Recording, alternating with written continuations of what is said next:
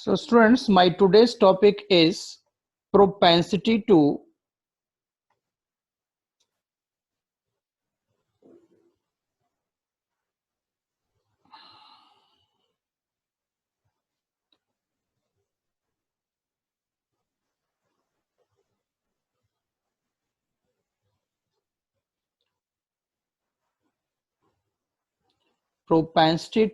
save. This is my today's topic.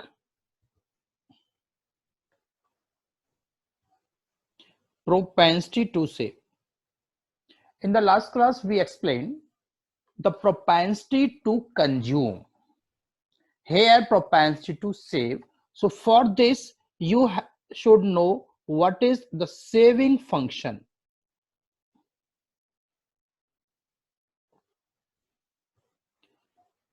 So saving function is the functional relationship between the level of income and the level of saving.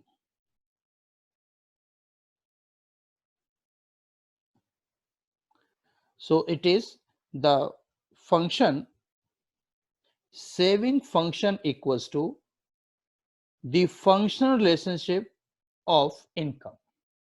That means the saving depends on level of income, or this is also termed as saving equals to minus S plus 1 minus by. This is the saving function. So here in this, minus S refers to autonomous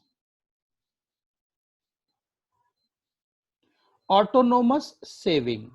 Autonomous saving means, or you can say, saving at zero level of income.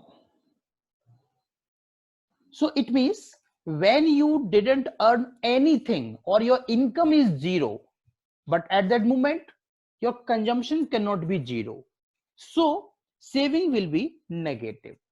So for example, if I would like to explain this, so suppose you know that income equals to consumption plus saving, and this consumption cannot be zero, can't be zero. So if your income is zero and consumption, let's say you consume 10, so what will be the saving? So here your saving, if you will find, and saving will be minus 10.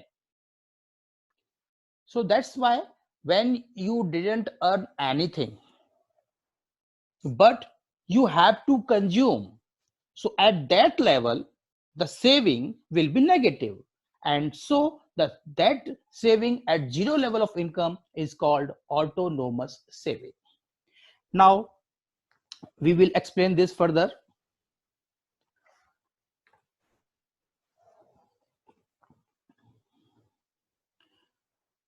Suppose the level of income,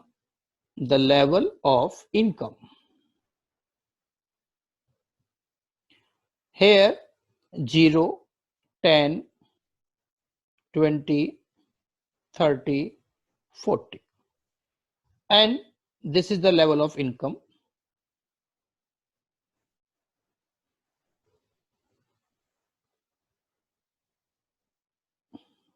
and your saving. So let's say saving is minus 5, 10, 15, 20, 25.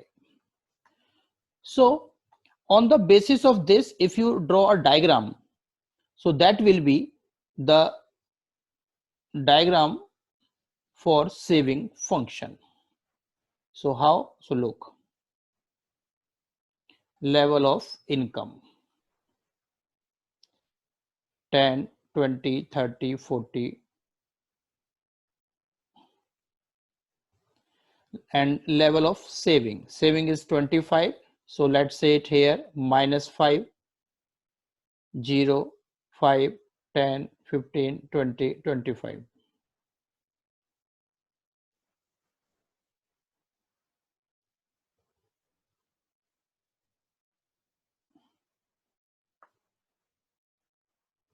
-5 के बाद direct 10 तो नहीं होना चाहिए, इसको छोटा सा correction करेंगे। -5 0, then 5 10 or 15.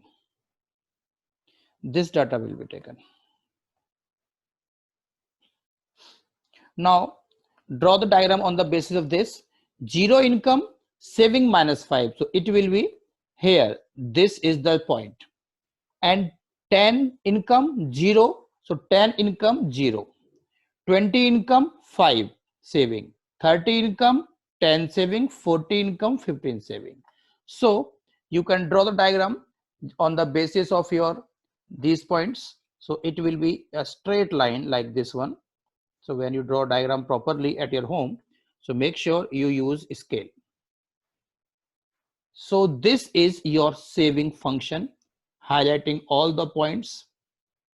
This is saving function, and saving is minus s plus 1 minus by. So this is the saving function. So here you should know that this is the E level, and here your saving is equals to 0. So this is called break even point. Break even point.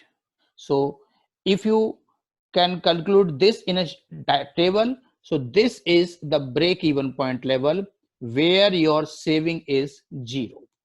So this is the outcome of relationship between the level of income and saving. So what you can observe from this schedule and diagram, so you can say that as the level of income increases, saving also increases. Your income can be 0, but not in negative, but saving can be both 0 and negative. So this is the outcome of your relationship between level of income and saving. So further, now we will explain propensity to save. Propensity to save. This propensity to save is just like we explained in the last class, and that is propensity to consume. So this is propensity to save, just the same. Here propensity to save is of two types: average propensity to save, and second one, marginal propensity to save. So the formula for this, APS equals to S upon Y, and here this is delta S upon delta Y. Delta refers to change. So here our formula or is that APS equals to 1 minus APC, and here in our formula that MPS equals to 1 minus MPC. So these are the formula to calculate propensity to save. Propensity means how much you save out of your income. So it is in two form. One is average form, another is in marginal form. Now we will further explain with the help of a schedule, or you can say example. So in the last class, I explained to you that your income was 100 and you consumed consumption. Let me raise you for properly. Okay. So consumption was 80 and here income was 100, it increases to 200, consumption was 40, then increases to I think 120. 80 to 120. Okay. Now, so if your income is 100, consumption is 80, so what will be the saving? So saving can be calculated with the income minus consumption. So it will be 20. Now, if you put the values of this in our formula, so APS equals to S upon Y, that means 20, 100. So it is 0.2, or you can say 20%. So your average propensity to save is 20%. That means as an average, you save 20% of your income. On the contrary, here your saving will be 20 and here saving is 80. So your marginal propensity to save is delta S upon delta Y. So delta refers to difference of this. So 80 minus 20, it is 60. And here difference of this 200 minus 100, 100. So this is 0.6, or you can say 60%. So what does it mean? It means that as a margin level, your saving is 60%, but as an average level, your saving is 20%. So it means whenever your income changes, you likely to save more as compared to average. So this is the average propensity to save and marginal propensity to save. Further, we can also draw the diagram for this. So let's also draw the diagram on the basis of this. So, okay, let me draw properly for you. Make sure your diagram should be neat and clean, and use always a scale rather than roughly. So make sure your diagram, if diagrams are neat and clean, then you will be able to get good marks, and diagram should always be bold HB pencils. So make sure whenever you draw diagram, so don't be in hurry to draw diagram. Take your time, draw easily, because in board exams, you don't have too much questions regarding the diagram. So whenever there is a diagram, so take your time and draw properly with your pencil. So here I will take the diagram on the basis of your example I have taken. So on the x-axis, I will write income. On the y-axis, I will write here saving. So income is 100. So let's say here I will put 100. Saving is 20. So I am writing here 20. So now took a roughly point here, and now draw a diagram just on the basis of this one, because saving can also go into negative form. So just draw like this one. So this at this level, this is your saving curve. When it extend, it can be go to negative. So at this, let's say this A point, at this A point, your APS is 20 by 100. It is 0.2. This is average propensity to save. Now, same concept I will took here. Now, let's say income 100 and 200. And you're saving 20, 40, 60, 80. Here you will write saving.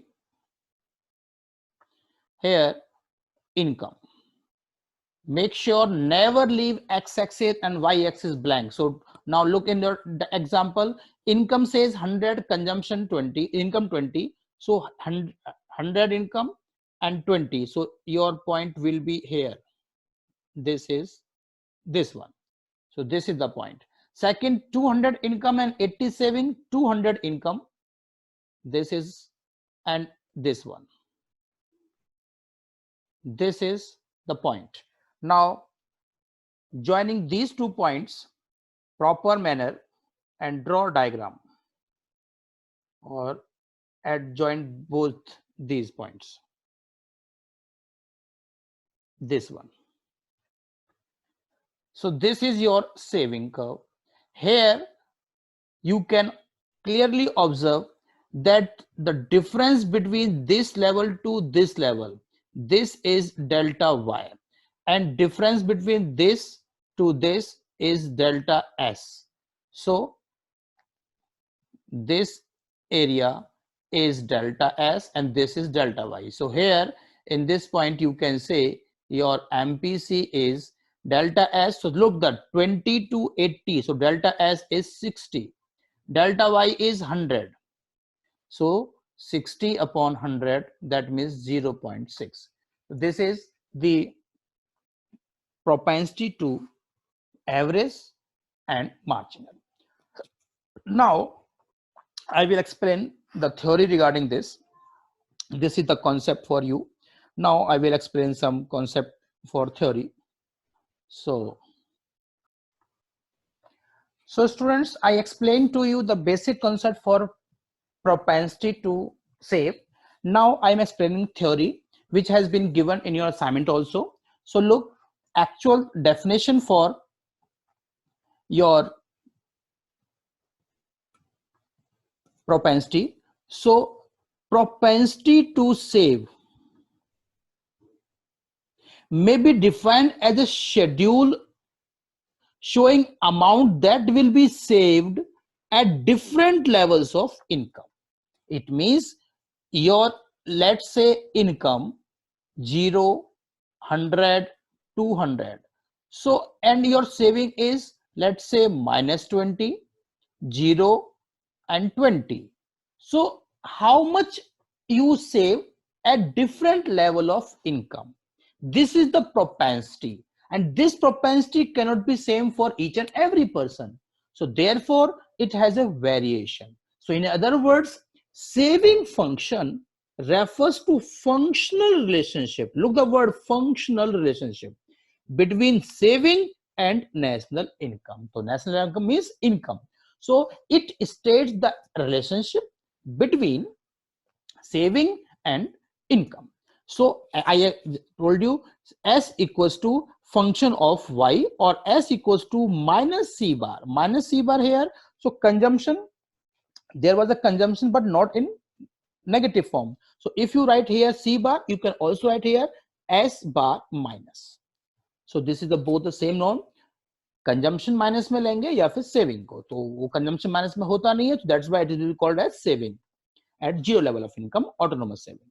So it has 2 points: average propensity to save. So average propensity to save is a ratio, point to be noted, what to write, ratio between saving and income, or you can say, so look the formula here, APS S upon Y, or minus second formula APS 1 minus APC. Now this is the example that if saving is 20 crore, national income 100 crore, so APS 20 by 100, that means 0.2 or 20% income is saved. Now on the basis of diagram, so you can write here, this is, let's say here I'm writing 100 income and here 20 saving. So 120, you can take any point, but make sure when you draw diagram line, this one, this line should be go below the x-axis so that it can show negative saving at some income level. So this is the negative saving. So therefore here the APS is 0.2. How you can say that it is 0.2? Because at this level saving is 20 and income is 100. So this is average propensity to save. Now what is the relation between income and saving? So I explained to you in a previous concept. So look the relationship now. Relationship says there is a direct relationship between income and saving. So what does it mean by direct? So direct means as income increase, saving also increases. So here income increases, saving also increases, but by less than increase in income. This is the most important line. By less than increase in income, it means that your income increases, it doesn't mean that the entire portion you saved or you at that level your income increases more than saving increases. So means income increases, proportion of income saved increase, so that means your consumption increases. Now the second is at lower level of income saving is negative. So in this diagram lower level, suppose this is 100 से less आपके पास income है, that means your saving now is 0. It is initial stage when there is very low level of income, consumption expenditure is more than income, leading to negative saving. So in the above diagram, negative saving is the highlighted area, or you can say this saving. So there are some features of APS also. So features of APS, just like the APC in the previous class. So the first feature you can see here, APS can never be one or more than one. So point noted that APS कभी भी आपका 1 नहीं हो सकता और 1 से ज्यादा भी नहीं हो सकता. So second is APS can be 0 at break even point where C equals to Y, hence S equals to 0. So APS can be 0. APS can be negative. So APS can be negative when your consumption exceeds income. APS rises, income increases, increase in income. So these are the 4 features of APS. You must remember that what I explained in this, that your APS can never be 1. तो अगर आपका answer calculation के point से answer 1 आ गया है, 1 से ज्यादा आ गया है, that means you have made mistake. So now the second is marginal propensity to save. So here you will write your income in this diagram, here your saving. So marginal propensity to save is the ratio, again ratio, change in saving delta S caused by change in income means delta Y. So MPS equals to delta S upon delta Y, or MPS equals to 1 minus MPC. For example, now look again what you will see here, saving increase from 20 to 80. So saving increase from 20 to 80 and income increase 100 to 200. So what the change in saving, though 20 to 80, change is 60. So delta S 60, and income change is 100 to 200. So that means 100 income. So delta point MPS as 0.6 or 60%. So these are the features, definitions of MPS and APS. So now you have go through the basic points for this. Now I will explain. So students, now you have learned the 4 basic points: average propensity to consume, average propensity to save, marginal propensity to consume, and marginal propensity to save. So I am showing you a magic trick to remember the formula of all these 4. So if you can remember, you can remember easily if you remember my trick. So look how it can be get easily. So first of all, draw a simple line. All. Now write the Y in all level below here, below the line. Y is always be there. Now look what it is being given in your first. In this, the first one is here you have C. So put the C here. Here you have S. So write down the S. Here you have C. So write down the C. This is S. So write down the S. So simple. Now, wherever you have M, so look the word M. This is M. M refers to margin. Margin refers to change. And change means delta. So where you have M, so M refers to delta. So you can write here delta. in both. So these are the formulae you will learn to solve the numerical. I hope you got the trick to write the formula of APC, APS, MPC, MPS. My student make never mistake in writing this formula if they remember my trick. So there are some more points now on the basis of my finding that relationship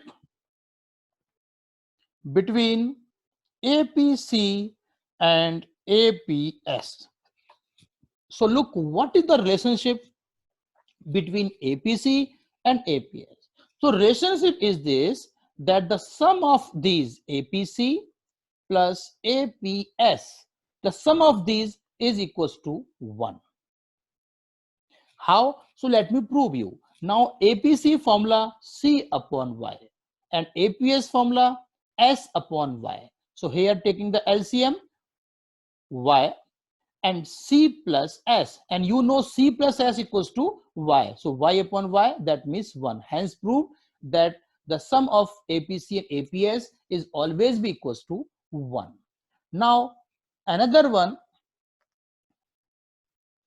second concept is the relationship between MPC and MPS.